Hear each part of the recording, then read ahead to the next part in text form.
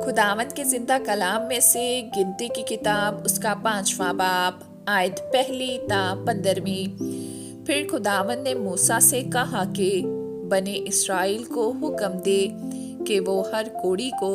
और जरेयान के मरीज को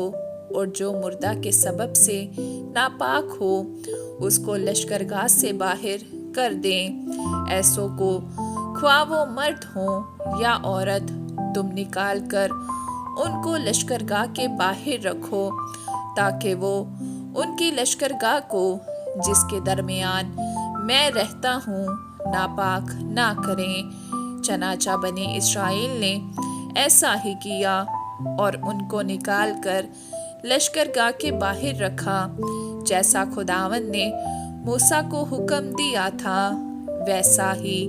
बनी इस्राएल ने किया। और खुदावंद ने मूसा से कहा कि बनी इस्राएल से कह के अगर कोई मर्द या औरत खुदावंद की हुक्म अदौली करके कोई ऐसा गुनाह करे जो आदमी करते हैं और कसूरवार हो जाए,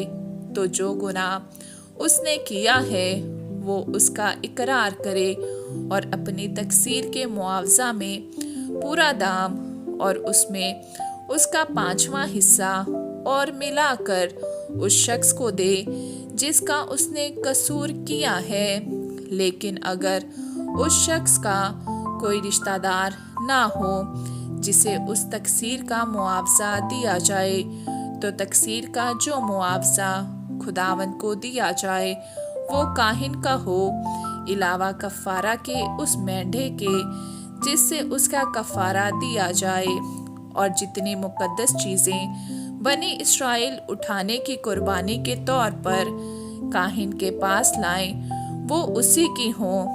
और हर शख्स की मुकद्दस की हुई चीज़ें उसकी हों, और जो चीज़ कोई शख्स काहिन को दे वो भी उसी की हो।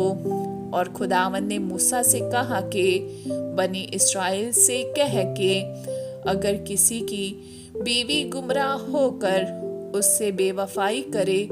और कोई दूसरा आदमी उस औरत के साथ मुबाशरत करे और उसके शौहर को मालूम ना हो, बल्कि ये उससे पोशीदा रहे और वो नापाक हो गई हो, पर ना तो कोई शाहिद हो और ना वो ऐन फाल के वक्त पकड़ी गई हो, और उसके शौहर के दिल में गैरत आए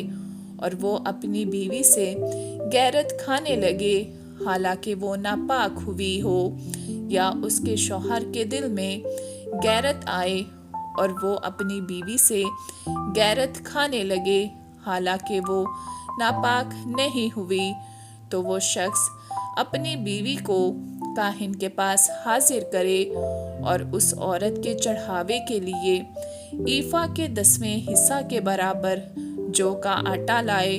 पर उस पर ना तेल डाले ना लुबान रखे, क्योंकि ये नज़र की कुर्बानी गैरत की है, यानी ये यादगिरी की नज़र की कुर्बानी है जिससे गुनाह याद दिलाया जाता है। आमीन।